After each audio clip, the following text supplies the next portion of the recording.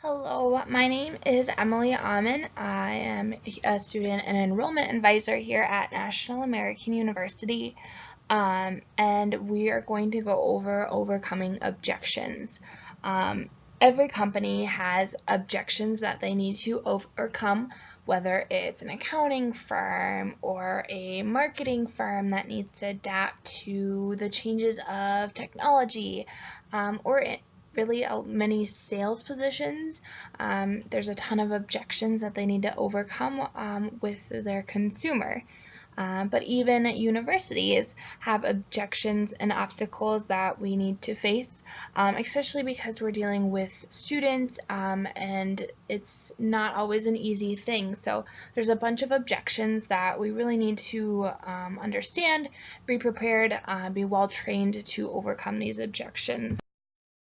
So like I said, in the university, we're bound to face objections. We're dealing with real people who are about to take this huge leap financially and time-wise in a huge adjustment into their life. But these objections are normal. They're bound to happen.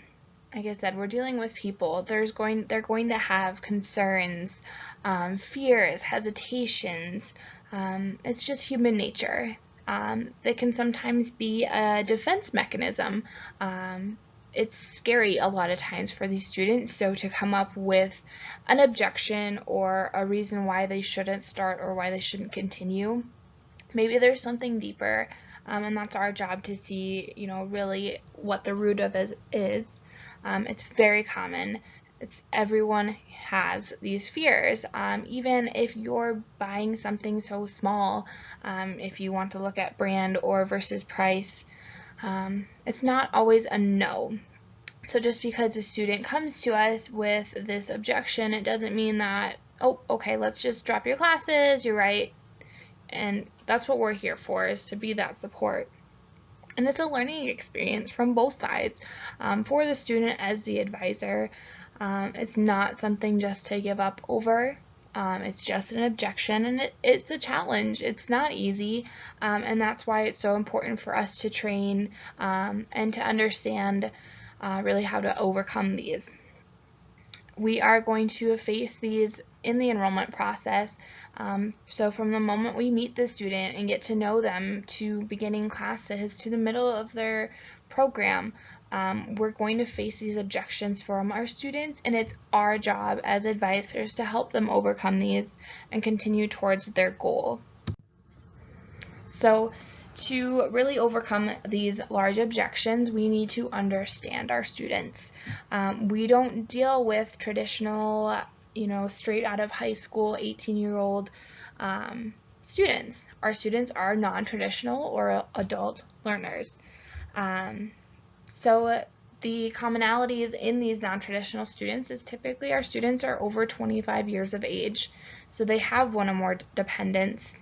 A lot of times they are the single caregiver in their household. So they're working moms, working dads who have these full-time jobs and attend school part-time. So there's a lot going on in their lives. School is not something that is easy for them to get back into or start at a later time. So there's a lot of concerns. And we need to understand where they're at, and that we can't just say, oh, it's worth it. There's a lot of things that they have to juggle, and school's not easy in itself the way it is. So adding everything else, their jobs, their kids, their already crazy hectic schedule, and fitting in this school, we need to relate to them. We need to tell them, you're right, it's not going to be easy, but we need to see why it's worth it and really have that why. So knowing our students, getting to know what their schedule is. We need to know if they're working 8 to 5, or maybe they are work 4-hour or 4 12-hour shifts. We need to see all these aspects, so when it does come to those obstacles, we're prepared and know really what is going on in their lives. So we have to set them up for success. So getting to know their schedules, like I said, get to know if they have kids, how many, what age are they, great, are they in activities, All these are going to make a difference. Oh, it's a newborn. That's not going to be easy. They're already sleep deprived. There's so much more going on. It's a new schedule adjustment. So we have to get to know these and ask the hard questions. You know, we really are here for support. So what might get in the way of you achieving your goal? It's an open-ended question. They can't just say no or yes. It makes them think, okay, what is going to be the difficult thing? So having them have that conversation with themselves instead of you giving them, oh, okay, well, giving them the way out. Branching questions are very important. If a student says nothing might get in the way of you reaching your goal, well, we have to dig. We need to set them up for success. We can't just, oh, move on. We need to know, okay, well, your schedule, you work a lot of hours and then you have activities at night. Where are you going to find this time? Oh, you don't have a computer or laptop at home. How are you going to do your homework? We need to dig and have them be prepared, because we don't want to say nothing and then first day of classes and they're unprepared. When we set them up for success, we give them that plan. We've already faced those obstacles. We know what the hard parts are going to do, and we have a plan to overcome those. So what might get in the way of our students? Like we said, they're working adults. A lot of times they may already have a job and they want to move up in the company, or they are a waitress and they really want to become a manager. Or maybe they want to work in their dream field. They've wanted to always work in criminal justice, but they are having to support themselves and their families already, so they are working. That's going to be a huge obstacle that we need to face right away. Their parents. They have crazy schedules.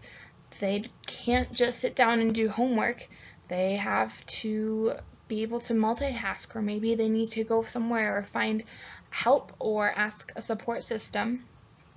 They're going to be very cautious even on the initial decision.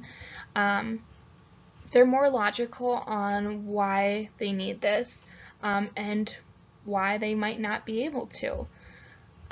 So they most likely already kind of know what direction they want to go into, and they have their why they want to do this. But they're going to be more realistic on if they have time. And the finances is a huge hesitation that we are going to face, because they are already paying their mortgage, they're paying for their kids' braces, they have a lot going on, so financially they are very hesitant. And we'll go over the financial objectives here in a little bit. So we need to see our student side. To normalize the situation, so we don't want them to feel afraid. We need to build that relationship and trust. And that's going to have a huge, huge factor, because these students, there's a ton of online universities out there. There's a ton of schools that they may be nearby that have the same program, similar in price. So there's going to be, the relationship is what going to sell to the non-traditional students. So when we start asking those questions, what might get in the way, or when they come to us halfway through the quarter and have something that's come up, we need to normalize it. We definitely want to be empathetic, but we don't want to go over the line to sympathetic, because the second we cross that line, it's giving them that out. We say, oh my gosh, I am so sorry, I can't imagine how you're dealing with it. Yeah, for sure. They're going to be like, okay, this is hard. I can't do this. But if we normalize it, and we can use the 3 F's, so it's feel, felt, found. So I feel how difficult that would be. I've had many students that have felt this way before. What I have found is, and then find a solution, not necessarily find a solution, but use those tones so then it's more normalized. They know that someone else has gone through this before and they've overcome it, and they still have been able to be successful.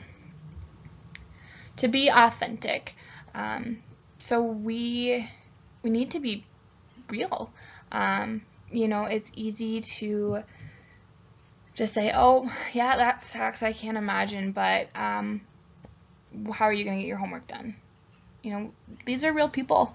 It's not easy. We have to appreciate what they're doing to their lives, for their families.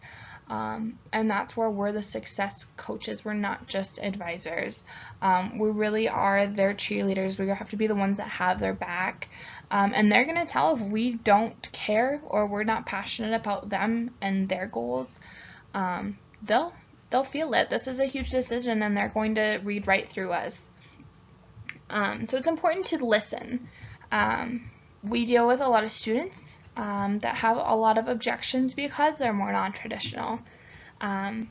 If we don't listen and hear them out, we may pre-qualify them. So we hear there is not enough time. Okay, well, we've heard this before, so it's easy for us to be like, okay, well, we talked about this. We need to really hear what their situation is, because even though we've heard that same obstacle before, they're different people from the one that we've heard last week. They have different concerns. Their family setups are different. We need to really listen before we jump to conclusions or try to solve the problem. And that's something we shouldn't do. They're adults. If we tell them how to solve it, it's not really them coming up with the way to overcome.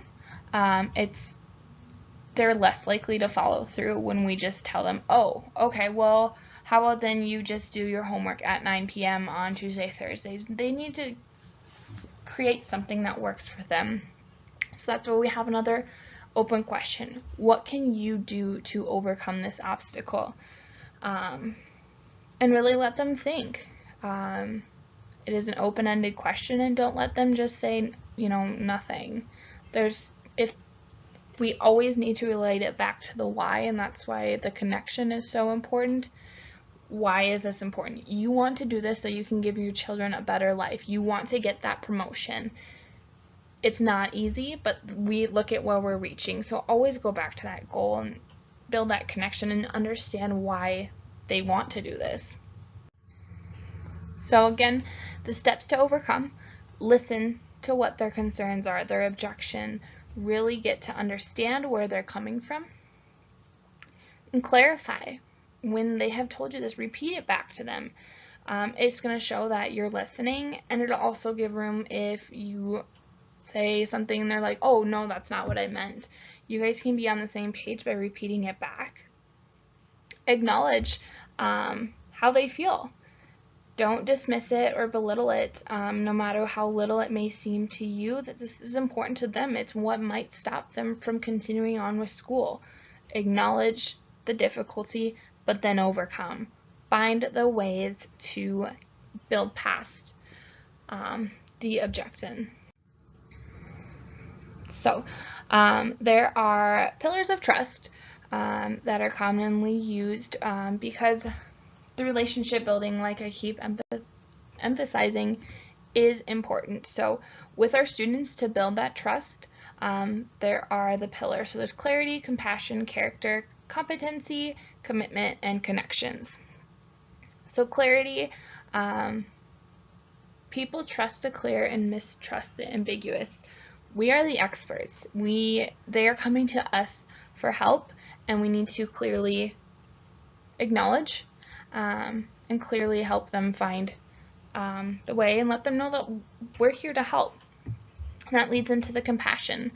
They know when we actually care, or if we're just doing it for a paycheck. They're humans, they're going to be able to feel it. Which leads right into character. People notice what is right and what is over easy. So we need to open up options, put in the time to help them overcome the obstacles. Their computer broke down? Okay, it looks like this library is close to you, or it looks like there is a hotel. I've worked in a hotel. Sometimes they will let you go in. Let me call and see if that's an option. We're here to help. We also don't want to go too far over it where we're doing all the work. So it's a fine line on showing them that we're here to help. We want to do everything we can, but we still need to have them solve that. Competency. So we need to know our stuff, stay relevant in our programs, stay relevant in what's going on. I actually had a lot of my students work down in Georgia, or live down in Georgia. So when that hurricane hit, that was a huge obstacle for a lot of them, which was very real. A lot of my students lost their homes.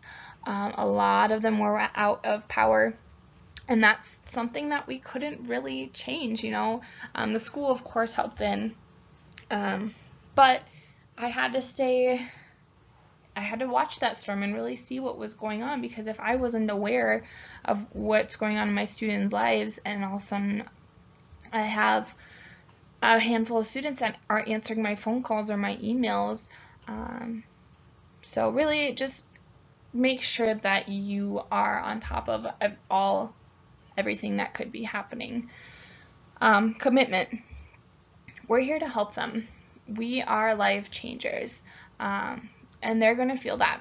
They're going to feel if we're committed to them and helping them take this leap. And the connections, being genuine. People will want to follow you, they'll want to buy from you, and they'll want to be around you.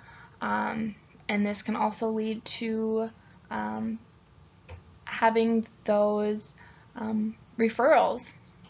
Oh wow, Emily was so great with me, helping me start school, showing me around the classroom. I heard you were looking about going into school. They're going to tell their friends about their experience. They're going to hear those friends that say, oh man, I wish I could start school, and say, hey, you know, so that word of mouth is going to spread as well. So we've talked a lot about hypothetically what could happen to our students with their more non-traditional student lifestyles. So we've come up with about 12 of obstacles we face often, and it will be a good ones to have, and to start thinking of ways that we can help them overcome. So it costs too much. And I'll go over this on the next slide. It's not cheap. It's an investment for sure. So really relating to that it's not just pocket change. I don't have the time. You're right. It's a lot of time. You work 40 hours a week. You have to take care of your kids.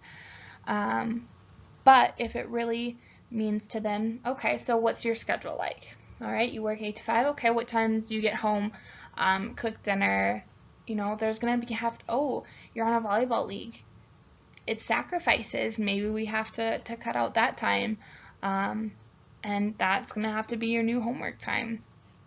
And they're going to understand that there are some things that they have to give up. Oh, you usually help your kids with homework? Awesome. What if you guys do it together? It's not easy, but that's, again, you relate. You don't have the time. I understand. Most of my students work full-time.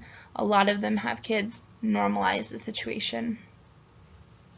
Another one, too much paperwork to complete. We find this a lot in the beginning process, especially with financial aid stuff. So that goes into number 5, too frustrated with financial aid. Okay, yeah, the paperwork isn't easy. The FAFSA isn't always easy. Oh, we have to find your taxes. But, you know, it's going to be those little things that we have to do. I'm here to help. Let's set a time when you're at a computer, and we'll walk you through it. Overwhelmed with the classroom, we find a lot during the first week. It is all of a sudden it's becoming real. Holy cow. There's all this I have to read, I have to do this quiz, I have to do this assignment by Sunday. I can't do it. It's too much. Yeah, okay, you're right, but then that's why we're here. Let's break it down. Let's find your schedule. Okay, what is going to be due Sunday? All right, let's look at that. Okay, you have a quiz and an assignment due Sunday. Okay, let's focus on that and discussion. So let's break up. What day do you want to have your discussion done by? What day do you want to start your paper? Maybe you know, you do your discussions first, and all you have to worry about is your paper through the rest of the week. Help walk them through that, because it's overwhelming when you're looking at this layout. You're looking at all the stuff you have to do. Even myself, I'm a student, and when I log in, I show my students around the classroom. When I log in, I get a little overwhelmed. Frustrated with financial aid. It's a process because financial aid is very much about numbers. They have this great connection, this personal connection with us, and we get them over to very type A people that are just going to throw numbers, and they care, they do. It's a different relationship. So they get frustrated, and it's sometimes overwhelming, and sometimes the paperwork's confusing. But normalize it again. I understand. Yep, it's not easy. Let's schedule a time with your financial aid advisor and they can help you fill out the paperwork. I think I should wait until next quarter. It's so easy to push it back because they think, well, I can't with the summer schedule. Let's just wait till fall. Okay, well, what's going to be different? You're still going to have the same job. You're still going to be working the same hours. The only thing that's different is now you're already a quarter behind, and then another quarter, and then we're a year in. We see it all the time with wanting to push back, to wait. So having those conversations, what's going to be different? Nothing? Okay, well then why not now? Maybe there's a deeper reason. So those where those branching questions come in. I have to work so many hours a week. Again, normalizing. It goes back to kind of I don't have the time. Okay? Going through the schedule, kind of what we've talked about. I changed my mind. It's an easy cop-out. It really is. Okay, what's changed? Why is this no longer important? It's one of those ones that it's just easier to say that I don't want to do it anymore than to actually put the time in. I found a cheaper school. Okay, yeah, a lot of times if you find a tech school, it's going to be cheaper, but what are their classrooms like? Oh, you have to go to class Tuesday and Thursday? How are you going to fit that in? So seeing, and you'll be able to overcome these a lot easier when you know them. Health issues, that happens a lot, whether it's a family member, a child, themselves. Sometimes these are ones where, okay, yeah, you're right, this might not be a good time for you, but when's your surgery? Okay, how long about is your recovery period? Okay, let's give this summer, we'll stay in touch. Some health issues are a lot of times out of control, but they happen. But we don't always want to give them the way out. Oh, we are, deaths happen, sadly. I had it happen to myself last quarter. I lost a good friend. It wasn't easy. Okay, let's reach out to your instructors. Let's see what we can do to get you back on track. Too much homework. Yeah, it's not easy. You're right. It's hard. But let's break it down. And it's kind of with the overwhelming. They see all the things that they have to read and have to submit by Sunday, and oh, nope, it's too much. Okay, well, let's look at what's actually due. Okay, so breaking it down being there. Family issues kind of goes into health issues too. We all know that there's a lot of other stress in everyone's lives, and it's just when you have that connection, they're going to be more open to tell you what those issues are and how you can overcome them. So those are common ones. Again, having that connection, being authentic, knowing your students and your schedules are going to help you prepare to overcome the objections. So we talked about the financial objection. It is a big one. It's not always cheap, $40,000. That's not pocket change. It's an investment. So David Kale is a sales manager, coach, and trainer that has over 30 years in educational sales, and he has 4 strategies that he's come up with that help with the financial objections. The first one, build solid, deep relationships. I feel like I have emphasized this endlessly and probably repetitively throughout the presentation, but it is true. The greater you have the relationship, the more that these potential students believe that it'll work. That's why sales professionals have long relationships, and they have more benefits. So you see it a lot. that, and they're going to be more likely to refer your friends. So, number 2, make ample use of peer recommendations, case studies, and testimonials. Be prepared with references and use them, showing reviews or other students that it shows them that someone else has trusted you, has trusted the university with their finances, and they value the relationship with the school and that they have been successful. So it kind of goes in with the normalizing that we showed. Like, yes, a lot of people have had to make sacrifices. A lot of people have made it work. Try to get the students physically involved. With being an online university, it's a little more difficult. There is the option of, if they're close to a campus, to show them around the campus and get them excited. But realistically, most of our students were having these conversations over the phone, over emails, or they're not near a campus, which is why they go the online option, because they want that flexibility. So I thought of other ways to get them physically involved. You can give a virtual tour, which shows about the university, the accreditation, the courses, but showing students what classes they're going to take. Send them the status sheet that lists out those classes. It's going to get them more excited, and they'll be able to physically see what classes they're about to take. Number 4, create offers that reduce risk. So with education, we can't do money back guarantees or discounts or have the typical sales negotiations.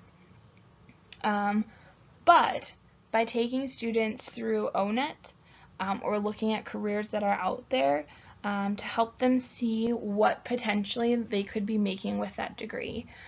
O-Net is a great resource. It shows the state, so you can go case by case to where the student lives, and then show the career path, and it has an average median salary for that area and for the US. So seeing what they could potentially be making will help them weigh out that financial objection, because while maybe financially they can't do it right now, once they have that degree and they find that new job, their financial situation ideally will be better, and they'll be able to see kind of the benefits for that. So the references, so overall, overcoming objections is a huge part of what we do as enrollment advisors, because we have that relationship and our students come to us and trust us with the success. So we need to listen, we need to normalize it, and we need to help them find reasons to overcome. Thank you so much.